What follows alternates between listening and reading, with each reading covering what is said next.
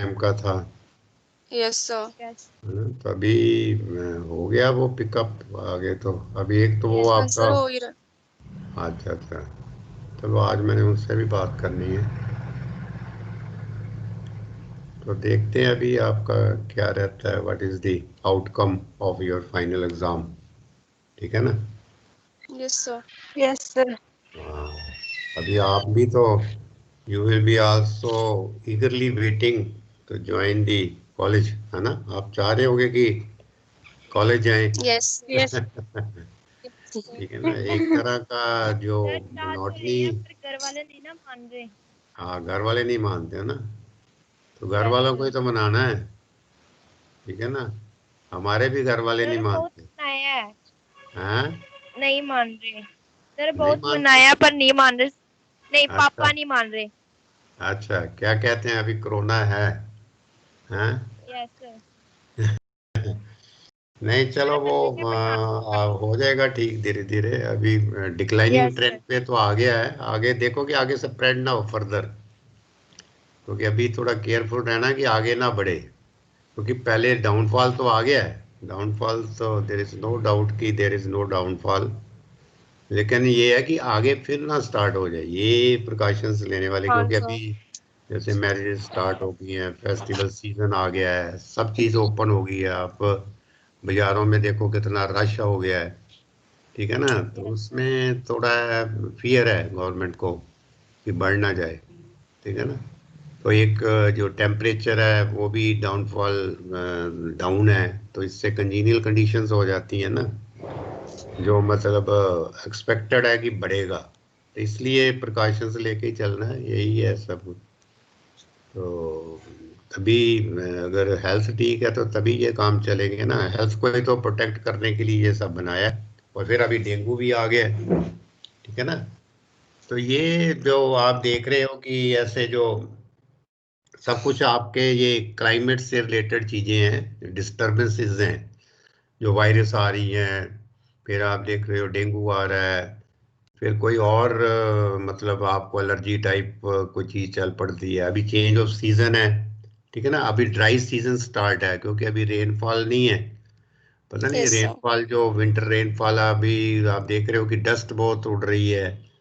तो climate dry है। ठीक है ना? मतलब कोल्ड एंड ड्राई क्लाइमेट है। तो कोल्ड एंड ड्राई क्लाइमेट से क्या होता है कि आगे आपको कोल्ड की प्रॉब्लम आएगी, सर्दी जुकाम, डस्ट जो अंदर जाएगा उससे एलर्जी होगी। तो ये सब जो चीजें हैं ना, ये this is only because of the change in climate. Climate conditions favourable नहीं रहती। तो तभी तो ये सारी प्रॉब्लम्स आ रही हैं। ये सारा आप देख रहे हो कि एग्रीकल्चर भी अफेक्टेड हो रही है, that is also because of the climate changes. और ह्यूमन की हेल्थ अफेक्ट हो रही है, that is also due to the climate changes. तो क्लाइमेट का बड़ा रोल है। Climate has great role in our health and then our economy of our country. ठीक है? तो ये है कि यू मस्ट स्टडी डीपली। ये आप इन चीज़ों के बारे में ना थोड़ा देखा करो भी, क्या है भाई, इट इज सो, क्यों हो रहा है ये ऐसे। तो और कोई कोई आपको कोई ऐसा anything you know, some development in agriculture, कोई एग्रीकल्चर रिलेटेड कोई आपने कहीं पढ़ा हो कि कोई डेवलपमेंट आई हो, वो तो आप शेयर किया करो, मेरे को भी बताया करो। क्योंकि अपडेट नॉलेज रखना एग्रीकल्चर का बहुत ज़रूरी है। क्योंकि आप एग्रीकल्चर से हैं तो एग्रीकल्चर से तो एटलीस्ट अगर कोई कहीं पढ़ते हो तो एग्रीकल्चर के बारे में तो ज़रूर पढ़ो कि क्या है। ठीक है ना? तो अभी कुछ है anything you want to share to update my knowledge and your knowledge, और बाकियों का भी, those who are participating in this session या लेक्चर, उनका नॉलेज अपडेट करने के लिए कोई ऐसी चीज़ आपने देखी हो आपके एरिया में एग्रीकल्चर रिलेटेड। ठीक है ना? तो ये सिर्फ इसलिए है कि एक दूसरे के साथ शेयर किया करो कि ऐसी चीज़ हम। तो जैसे मैं आपको अभी कहता रहता हूँ कि आप कोऑपरेटिव सोसाइटीज़ को देखो, जाके बैंक्स को देखो, अपना जो पंचायती राज सिस्टम है उसको देखो, क्या है उसमें बड़े। क्योंकि ये डेवलपमेंट अगर हमारे रूरल डेवलपमेंट होती है तो तभी हमारे देश की डेवलपमेंट होगी। अगर रूरल डेवलपमेंट नहीं है तो हमारे देश की development is not possible. Agriculture भी तभी ज़्यादा स्ट्रेस देते हैं, ठीक है ना। तो कुछ है ऐसा, कोई बताए कुछ भी, एनीथिंग। मैं तो आपको का बड़ा कुछ बताता ही रहता हूँ, कुछ ना कुछ है। तो है कुछ ऐसा, नहीं तो फिर आप आगे हम स्टार्ट करें अपना जो मेन हमारा है टॉपिक। तो आप कुछ ना कुछ जरूर बताया करो जो देखते हो आपके एरिया में अभी क्या चल रहा है, क्या कल्टीवेशन चल रही है, क्या आपने इस बार नया कुछ नोटिस किया, जैसे आपके क्रॉप्स हैं, जो भी आपके क्रॉपिंग पैटर्न जो है आपके एरिया का, उसको देखा करो, ठीक है ना। क्या क्रॉपिंग फार्मर्स का देखा करो, what the farmers is adopting the practices. Farmer क्या प्रैक्टिसेस अडॉप्ट कर रहा है, फील्ड तैयार कर रहा है तो कैसे कर रहा है, ठीक है ना। और फिर क्योंकि आगे आगे आपको साइंटिफिकली बताना है उनको, यही इतना जो मैं आपको क्रॉप प्रोडक्शन टेक्नोलॉजी में पढ़ा रहा हूँ कि how to raise the plant, ये राइस, फिर मेज हमने डिस्कस कर रहे हैं। तो ये दिस इज दी टेक्नोलॉजी, ठीक है ना। एग्रीकल्चर में टेक्नोलॉजी इन्वॉल्व है। तो फार्मर तो टेक्नोलॉजी के हिसाब से नहीं काम करता, कई बार ही is doing with his own experience, अपने एक्सपीरियंस से करता है ना वो। तो उससे भी बहुत कुछ सीखना, क्योंकि उसके पास एक्सपीरियंस है, आपके पास डिग्री है, ठीक है Yes, ना। sir. बहुत फर्क है इसमें, एक्सपीरियंस और डिग्री में बहुत ज़्यादा फर्क है। आपको डिग्री में को अभी प्रैक्टिकल शेप में लाना है, वो प्रैक्टिकल शेप में कर रहा है, ठीक है ना। उसको नहीं पता कि ये क्या है तो क्या नहीं है, कैसे है, लेकिन वो with his own experience he is doing that thing, लेकिन उसको साइंटिफिकली नहीं पता, ठीक है ना। वैसे वो आपसे ज़्यादा जानता है इन चीज़ों के बारे में। तो ये मेरे कहने का मतलब कि आप तो बिल्कुल एक अपने सब्जेक्ट के बिल्कुल टच में हो, जहाँ सब्जेक्ट इन द सेंस कि आप बिल्कुल जो पढ़ रहे हो उसको देख रहे हो। तो ये एक ऐसा एक्सपीरियंस जो है वो बड़ा एग्रीकल्चर में ही मिलता है। बाकी आप जैसे इंडस्ट्री में देखो, अब इंडस्ट्री में आप जैसे आप अभी पढ़ रहे हो, आपका शायद होगा कोर्स एग्रीकल्चर, वो उसका जो एग्रीकल्चर मशीनरी का, ठीक है ना। Yes, sir. एग्रीकल्चर मशीनरी का आपका है, तो आप कई चीज़ें तो वो इंडस्ट्री लेवल की होती हैं, तो आपको इंडस्ट्री में तो मौका नहीं मिलेगा जाने का, जहाँ देखने का। जैसे बीटेक वाले हैं तो they don't have the exposure to go to the industry, लेकिन आपको तो एग्रीकल्चर रिलेटेड है तो you have the much more exposure to the agriculture, क्योंकि एग्रीकल्चर आपके सामने फील्ड है। तो ये सब ये चीज़ें जो मैं बार बार बातों में निकाल के ये आपको कहना चाहता हूँ, ये यही है कि आप टच रहो, ठीक है ना। अपनी जो एरिया की टोपोग्राफी है, अपने एरिया का जो सिस्टम है, क्या क्रॉपिंग पैटर्न है, क्या क्रॉपिंग पैटर्न में इम्प्रूवमेंट चाहिए आपके। क्योंकि देखो फार्मर को नहीं पता, फार्मर डजंट नो, वो बड़ी पुरानी एग्रीकल्चर कर रहा है, तभी हम बहुत सी बात कर रहे हैं कि we should go for the diversification, ठीक है ना। पंजाब इसके जो एग्रीकल्चर डिपार्टमेंट है वो फार्मर्स को बहुत मतलब परसू कर रहा है, फॉलोअप कर रहा है कि there must be diversification of agriculture, क्योंकि Yes. फार्मर की इनकम बढ़े। तो फार्मर की इनकम बढ़ाने के लिए आपका भी तो कुछ योगदान होना चाहिए। आप भी फार्मर्स को कन्विंस करो कि नहीं आप ये चीज़ करो। एग्रीकल्चर जो डिपार्टमेंट आपके एरिया जो ब्लॉक में है, ब्लॉक डेवलपमेंट ऑफिसर, आप उससे टच में आओ, तो तभी ये बातें होंगी ना। तभी आप सीखोगे। आप आपके एरिया का आपको ही नहीं पता होगा कि who is the block development officer, ठीक है ना। एक तो एग्रीकल्चर डिस्ट्रिक्ट लेवल पे एग्रीकल्चर ऑफिसर होता है, कोर्ट में है, लेकिन Yes. आपका धार ब्लॉक है, आपका कौन सा, जैसे अंकिता आपका कौन सा ब्लॉक पड़ता है, धार पड़ता है। Yes, sir. The hard block ही हाँ, पड़ता तो धार ब्लॉक है ना, धार ब्लॉक में एक वो है, अपने हॉर्टिकल्चर के भी हैं, है। Agriculture, Yes, sir. दो Fisheries डिपार्टमेंट्स हैं, है. एक एग्रीकल्चर है वो शमशी है या क्या करके, मेरे को नाम मेरे पास नोटेड है। तो he is from the horticulture department, तो हॉर्टिकल्चर डिपार्टमेंट का है, और एक एग्रीकल्चर के भी होंगे वहाँ जो। Yes, sir है. तो आप उनसे मतलब मिला करो, और उनसे आप नॉलेज लिया करो, आप पूछा करो कुछ भी, आप एनीथिंग यू कैन आस्क, वो he will be the happiest person, ठीक है ना। कि मतलब मेरे पास देखो कोई स्टूडेंट्स आए हैं एग्रीकल्चर का कुछ पूछने, आप यही पूछ सकते हो कि what are the schemes which are going in Dhar block, कि धार Yes. ब्लॉक में एग्रीकल्चर डेवलपमेंट क्या स्कीम्स चल रही हैं, जो हॉर्टिकल्चर डेवलपमेंट की क्या स्कीम्स चल रही हैं, तो आप उनसे पूछो तो you can get the advantage of that. कई चीजें हैं, बहुत बहुत government is paying so much attention on this agriculture development. तो ये मेरा सिर्फ ये मैं ही बता पाऊंगा आपको, I am the only right person. मैं प्रेज नहीं करता इस चीज की, लेकिन मैं आपको सिर्फ ये है कि मेरे को पता है कि ये दिस इज द मतलब रूट सिस्टम जहाँ पे आप पेनिट्रेट करके कुछ सीख सकते हो। बाकी ये मैं जो मैं बार बार कहता हूँ कि मैं तो I don't believe bookish knowledge, Yes, मैं sir. नहीं मतलब इसको बिलीव करता, लेकिन ये है कि from the exam point of view you have to do it, तो that's why I am here to tell you. ठीक है ना, मैं कई बार आज को चीजें बनाता, लेकिन practically I know each and everything कि क्या है, कैसे है, सारा सेटअप क्या है। आपको एटलीस्ट आप रूरल से हैं तो you must know the rural setup, rural का सिस्टम क्या है, रूरल का सेटअप कैसा है। ऐसे ही जब अर्बन के है तो they must know the urban setup. तो ये चीजें जो है आपको in the long run it will pay you lot of, क्योंकि आपको पता होना चाहिए कि हमारा क्या सिस्टम है, देश का कैसे चलता है। अब आप फॉरेन का है तो फॉरेन में अलग सिस्टम है, हमारा इंडिया का जो सिस्टम है, इंडिया का जो सिस्टम है वो अलग है। तो ये सिर्फ ये एक बातों में जब मैं शुरू हो जाता हूँ तो मेरे पास तो बहुत कुछ I know each and everything, और मैं तो आपको जनरली एक एक घंटा बता दूं इन चीज़ों के लिए, लेकिन क्योंकि I have to stick to your syllabus also, ठीक है ना। तो अभी ये देखो whatever we are discussing this cooperative, हम कोऑपरेटिव डिस्कस कर रहे हैं ना। Yes, हमने sir. किया था कि what is the meaning of the cooperative, इसकी डेफिनेशन सर क्या है, principle then what are its principles. ठीक है ना, कोऑपरेशन के प्रिंसिपल्स क्या है, कि फ्री है, वॉलंटरली है, ठीक है ना, there is no binding on it, कि आपको कुछ भी इन्फोर्स नहीं किया जाता, आप वॉलंटरली इसमें पार्टिसिपेट कर सकते हैं।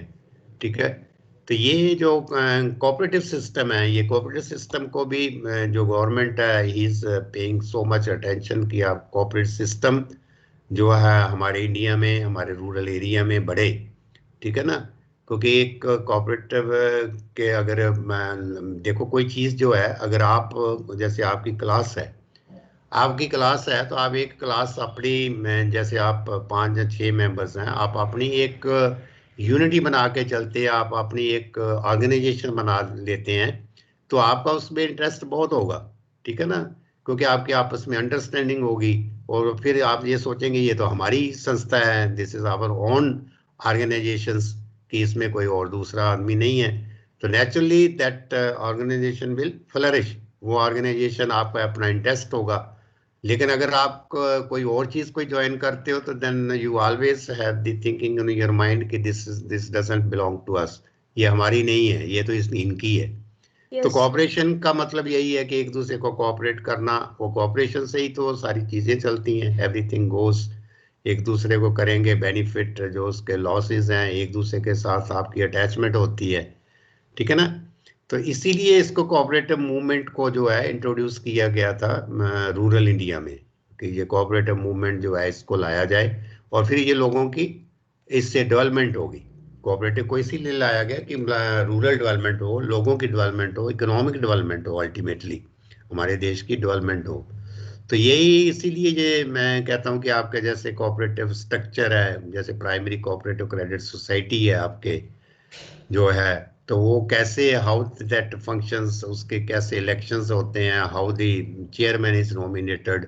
तो ये आप विजिट करो, देखो, क्योंकि यू हैव द, मैंने कई बार कहा है कि since you are from the rural background and you know all about this things, you can get lot of knowledge from there. एक शहर का आदमी जो को जाके गांव में पता करना उसके लिए मुश्किल हो जाता है, आप तो वहाँ ही हैं, तो you should go and see this thing, और ये अल्टीमेटली आपको बहुत पे करेगी, this will pay in the long run. यही आपका प्रैक्टिकल्स भी हैं कि आपको विजिट करना है, तो मैंने भेजा भी था आपको प्रैक्टिकल, अभी की डेट इसकी। तो ये सब है, मैं तभी ये बताता रहता हूँ कि दिस इज वेरी इजी, जब आप देखोगे और फिर उसको पढ़ोगे तो इट बिकम्स वेरी इजी। अब मैंने क्या कि मैंने देखा भी हुआ है, तो मैं आपको पढ़ा भी रहा हूँ, तो मेरे के लिए बहुत इजी है इस चीज़ को समझना। लेकिन आपके दिमाग में एक इमेजिनेशन रहती है, आप रीजनल रूरल बैंक्स की इमेजिनेशन है, कमर्शियल बैंक्स की इमेजिनेशन, आपके रिजर्व बैंक ऑफ इंडिया की इमेजिनेशन है, क्योंकि आपने देखा नहीं है, you have not seen these things. तो आप एक मान के चलते हैं कि ऐसी कुछ होगा, यही है ना, आप यही सोचते हो कि ये है, आपको ये देखने,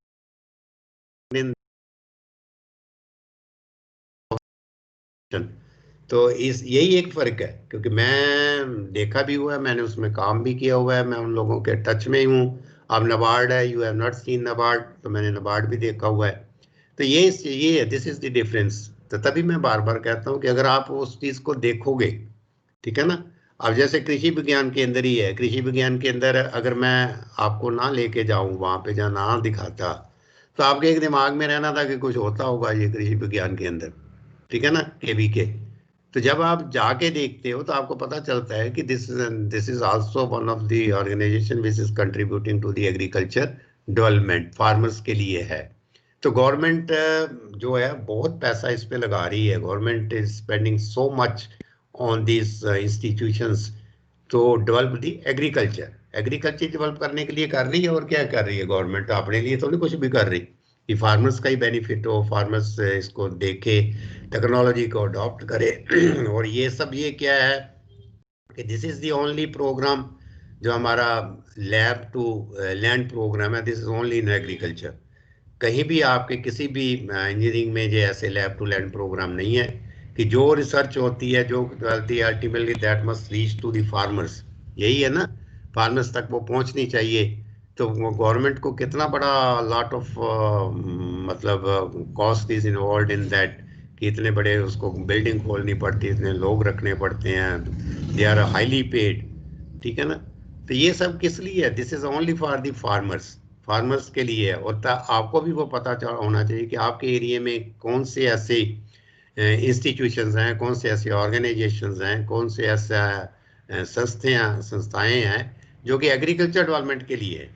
तो अगर आपके एरिया में आपको यही नहीं पता चलेगा कि कौन से हैं, तो फिर आपको तो आप में और फार्मर में कोई फर्क ही नहीं रहेगा, ठीक है ना।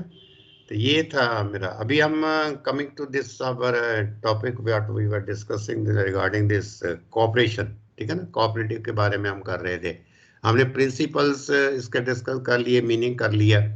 नाउ ये आपके है कि history of cooperative movement in India, कि जो कोऑपरेटिव की मूवमेंट है, जो कोऑपरेटिव का जो कंसेप्ट है, उसकी हिस्ट्री क्या है, ठीक है ना, उसका कैसे ये चीज़ हमारे यहाँ इंडिया में आई, क्योंकि प्री इंडिपेंडेंस के टाइम की है, अंग्रेजों के टाइम में ये कोऑपरेटिव सिस्टम स्टार्ट हुआ था, ठीक है ना। तो क्यों इसकी ज़रूरत पड़ी, why they felt the necessity of this cooperation in India. तो अभी हम we will go one by one. History है आपकी ये कोऑपरेटिव की, then what is the importance of this cooperation in agriculture credit, फिर हमारा कोऑपरेटिव स्ट्रक्चर क्या है, ठीक है।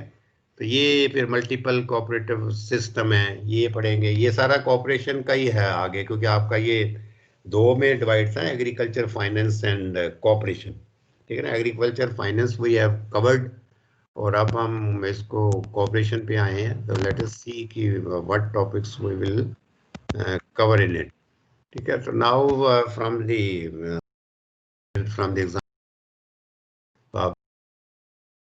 इज द कम्स की history of cooperative movement in India. तो ये आप now you can write down, जो मैं आपको कुछ सेलेंट पॉइंट्स ही बताऊंगा।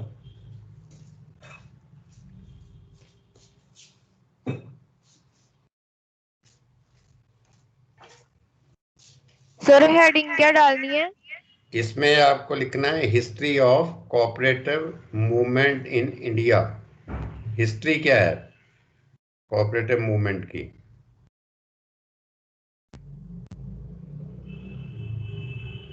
History of cooperative movement. तो first of all you write down, क्योंकि थोड़ा सा जब भी हिस्ट्री की बात आती है तो थोड़ा सा बोरिंग ही लगता है, ऑलवेज इट इज बोरिंग, ये हमेशा ही ये चीज़ है। मैं तो एटलीस्ट हिस्ट्री से हमेशा ही बोर हो जाता हूँ। तो ये है, first is the Robert Owen, he is an Englishman. Robert, ROBERT, आपने पहले भी ये नाम सुने होंगे। Robert Owen, Robert Owen, ROBERT, Robert, OWEN, on, is considered the father of the, he is considered as father of the cooperative movement। ठीक है ना, उसको फादर कहा जाता है कोऑपरेटिव मूवमेंट, जिसने इस चीज को चलाया। Robert Owen is considered the father of the cooperative movement. तो next is Robert believed in putting his workers, Robert believed in putting his workers in a good environment,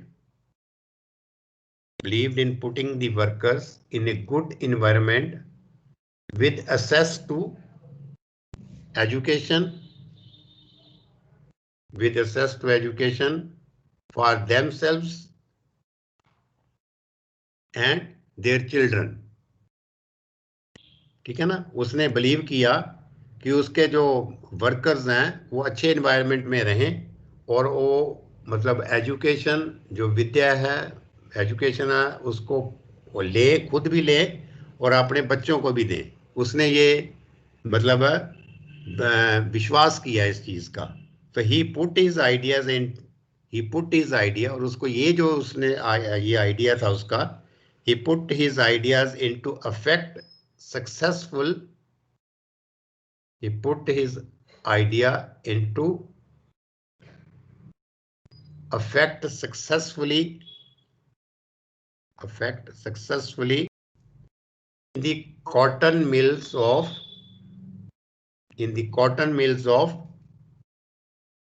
New Lanark, LANARK, ये cotton mill का नाम है। New LANARK, lark को, ये कहाँ पे है? This is in Scotland. He put these ideas into effect successfully in the cotton mill of New Lanark, Scotland। ये लिख लिया ना? You have written this thing। He put his idea into effect successful in the cotton mill of New Lanark, Scotland। It was here that the first cooperative store was opened। It was here that the first cooperative store was opened। तो you have written this thing ना? लिख लिया यहाँ तक? Yes, sir. है ना? Yes, तो sir. ये है Yes, कि sir. रॉबर्ट ऑनर का इस फादर था, उसी की देन है कि उसने कोऑपरेटिव को उसने ट्राई किया। ठीक है ना, एक कॉटन मिल के अंदर, और स्कॉटलैंड में है। It was here that the first cooperative store was open, और जो खोला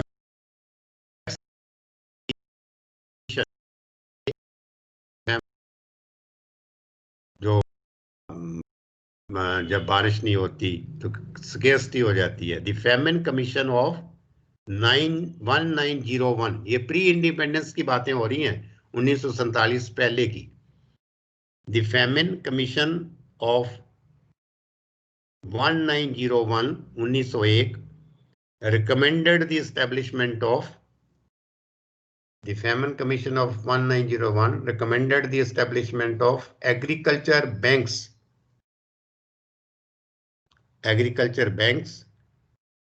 on the lines of mutual credit association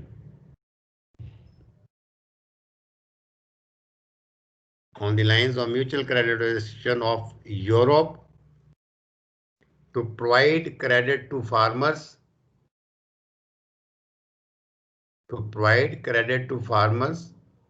in order to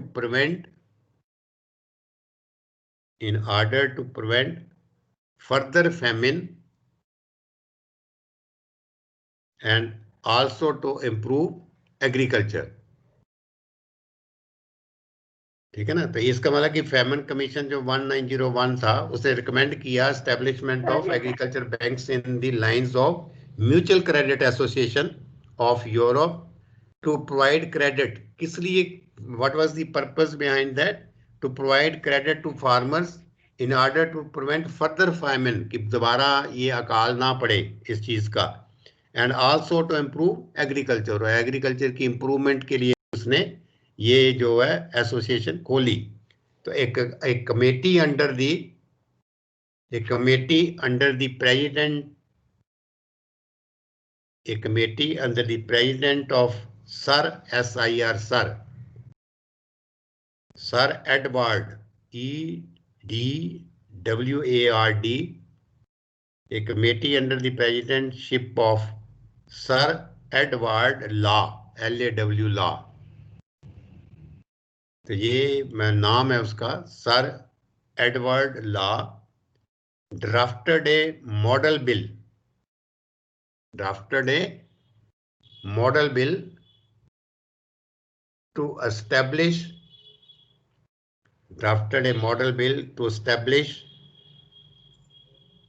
cooperative credit societies। ठीक है ना, ये उसने एक बिल पास किया, drafted a model bill to establish cooperative credit societies. ठीक है ना, a committee under the presidentship of sir Edward Law. तो उन्होंने एक बिल बनाया to establish the credit societies. The bill was passed as, bill होता है कानून, जहाँ पहले बिल बनता है फिर कानून बनता है। पहले बिल को पेश किया जाता है, जैसे आपका ये किसान बिल है, इसको अभी पेश किया है और इसके बाद अभी ये एक्ट नहीं बना, कानून नहीं बना अभी ये। The bill was passed as cooperative credit society act. The bill was passed as, तो फिर बिल क्या, बिल को पास कर दिया और फिर कानून बन गया। The bill was passed as cooperative credit society act on, किस डेट को, 25 मार्च 1904। तो ये जो एग्जिस्टेंस हो गई इसकी कोऑपरेटिव क्रेडिट सोसाइटी एक्ट की। ठीक है ना, the bill was passed as cooperative credit society act on 25 मार्च 1904। देखो कब से इसकी जो लिखा है ये, have you written this thing? Yes sir. हाँ, तो नेक्स्ट इज, ये जब एक्ट बन गया 25 मार्च 1904 को, provisions were made in this act, इस एक्ट में प्रोविजंस किए गए, चीजें ऐड की गई। Provisions were made in this act to establish credit societies. Provisions were made in this act to establish credit societies both in rural and urban areas। दोनों में ये क्रेडिट सोसाइटीज जो थी वो मतलब इसमें एक्ट में डाली गई। Provisions were made in this act to establish credit societies both in rural and urban areas for what purpose? For providing credit facilities at cheap rate, for providing credit facilities at cheap rate to needy people of the locality। Credit facilities at cheap rate, cheap rate मतलब rate of interest जो है उसमें कम होगा, to the needy people of the locality, जो जरूरतमंद लोग हैं उनको ये क्रेडिट दिया जाए। क्रेडिट मीन्स लोन, पैसा। ठीक है ना, तो rural societies were organised on, rural जो सोसाइटीज थी उसको किस मॉडल पे चलाया? Rural societies were organised on, ये मॉडल का नाम है, एक मॉडल बनाया ना उन्होंने, rural societies was organised on RAIF, आप लिख लो इसको, RAIFFEISEN,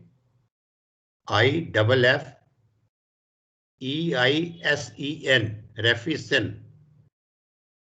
तो ये रेफिसन मॉडल, तो जो रूरल सोसाइटीज थी उसको रेफिसन मॉडल पे बनाया गया, और जो अर्बन सोसाइटीज थी उसको they were जो urban societies were established on which model, उस मॉडल का भी नाम लिख लो, मुश्किल मतलब जो है इसको प्रोनाउंस भी करना, that is SCHU LZE,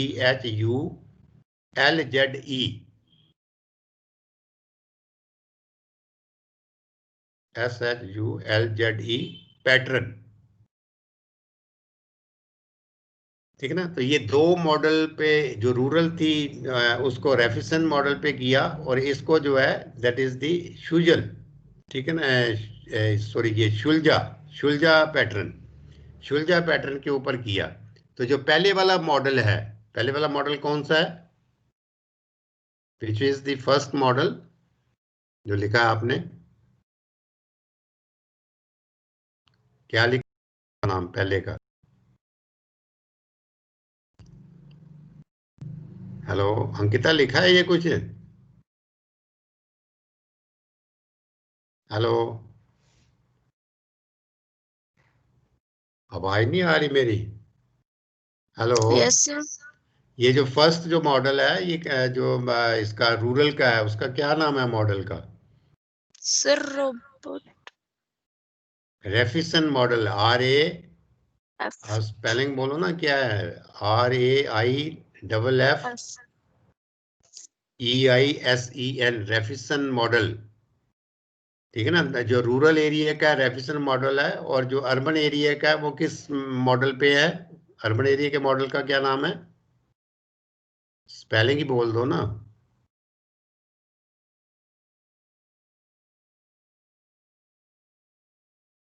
urban model किस नाम पे है? SCH, आगे?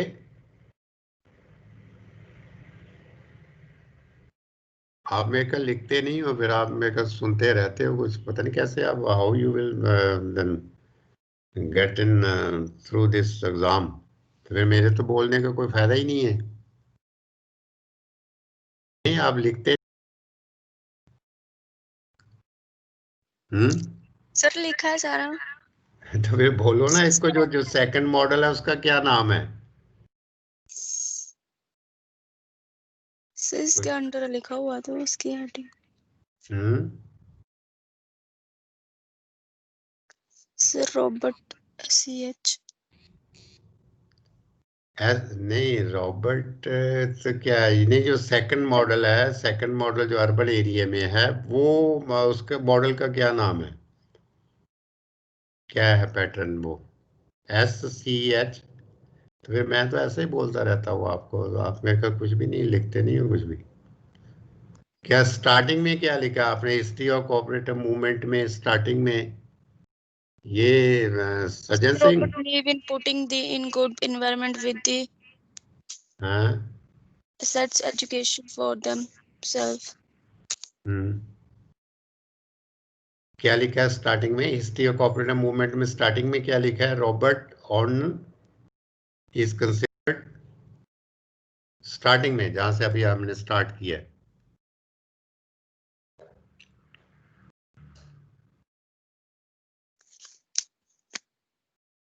आप लिखते नहीं मेरे ख्याल ना।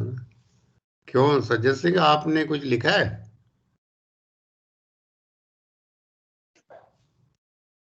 Sajjan Singh,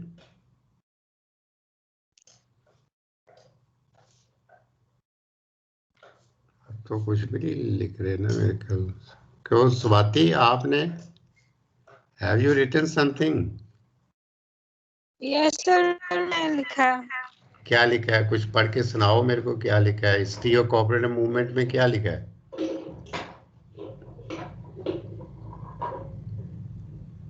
Robert Owen is, क्या क्या स्टार्टिंग क्या किया है?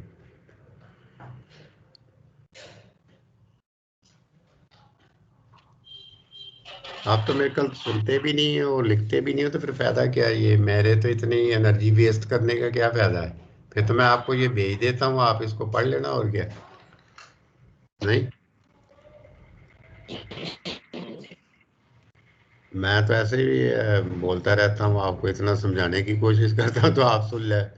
कुछ भी नहीं कर रहे इसमें, मेरे को लगता है सारे लेक्चर ऐसे ही आप साइलेंट मतलब कर लेते हो अपना, बस बैठे रहते हो, है ना। तो अगर नहीं है इंटरेस्ट तो फिर क्यों, why should we waste our time here. आपको कैसे, हाउ यू वांट, मतलब आप कैसे चाहिए, बाकी कैसे आपको पढ़ा रहे हैं फिर? हाँ,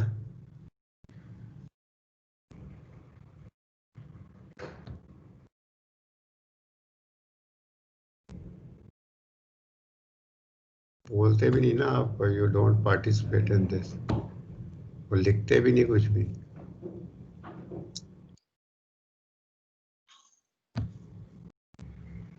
सर फेमिन वाला लिखा है पूरा। हाँ, सर फेमिन वाला लिखा है पूरा। नहीं लिखते नहीं ना आप।